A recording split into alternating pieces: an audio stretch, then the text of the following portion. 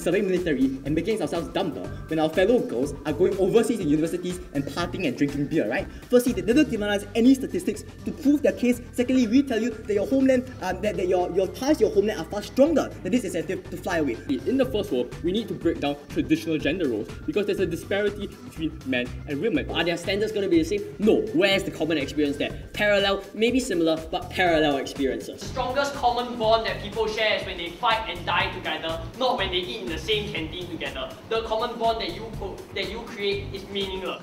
Sir, I'm afraid it's kind of bad to die. If you can't die, then why die? Why not just go through the same training methods? Isn't that a similar substitute for us to go through a nice and meaningful time? Why do you have to die to form a good bond in heaven or hell? No point there. Moving beyond just that.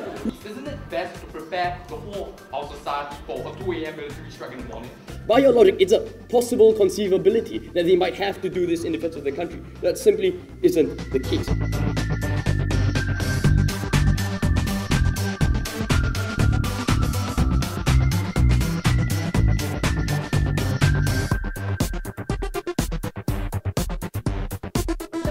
Of the largest companies within the world seem to all be men. Then when you think of house spouses, you naturally think of housewives rather than house husbands. Statistics such as how only 5% of CEOs in Fortune 500 companies are seen as a bad thing. This is because women are not seen to succeed in their world because there's only a single monolithic perception of what success is. Here's Lara Croft, which is ironically the largest sex symbol for action gamers, right?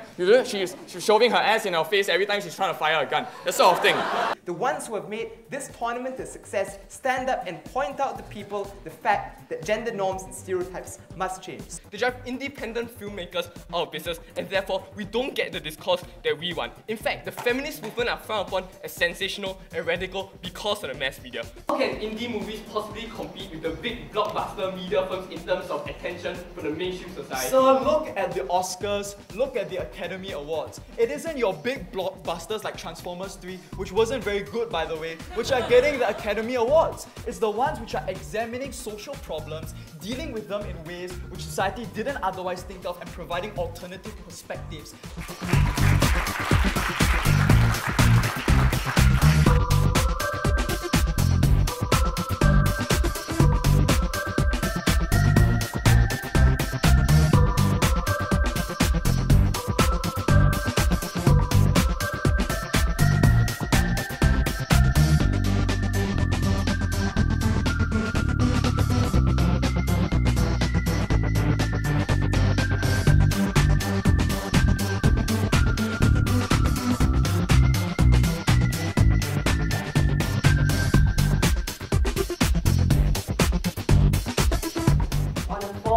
Split, the debate went to Raffles.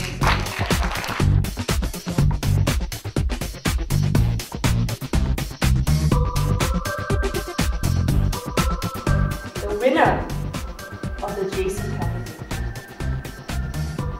is the opposition.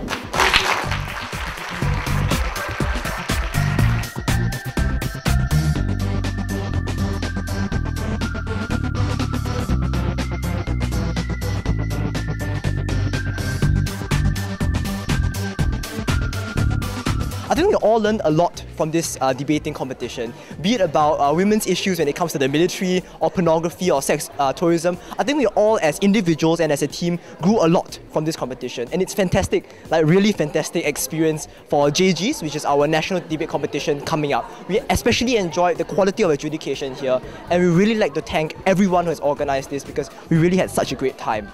We also like to thank, as a team, our coaches, Mr. Lee Jiawei and Mr. Anish Hazra, who are somewhere here in this auditorium with us, and also our teachers in charge, Mr. Kelvin Yap and Mr. S. Diaga Rajan, as well as everyone who has supported us in one way or another. And I also like to thank everybody in my team here who has been so supportive of me, especially during this interview. Yeah, thank you much, everyone. I really enjoyed this competition, and I'm sure we all did too. So we're really thankful for having the opportunity to take part in this competition. I think it's been an extremely different experience for us because as debaters, we usually tackle issues like geopolitics, things like assassination of dictators, things like dealing with basically more hard issues. But really this issue of feminism and dealing, the relationships between genders in society is, I think, far more difficult and it's far more nuanced. And this experience has just been amazing in teaching us how even the very insidious things in society that you don't really think about that much because it's not on the front page of the newspapers is just as pressing and just as important. So I think we've all developed as debaters from this experience. We've really, we've really grown so much and really learned a lot.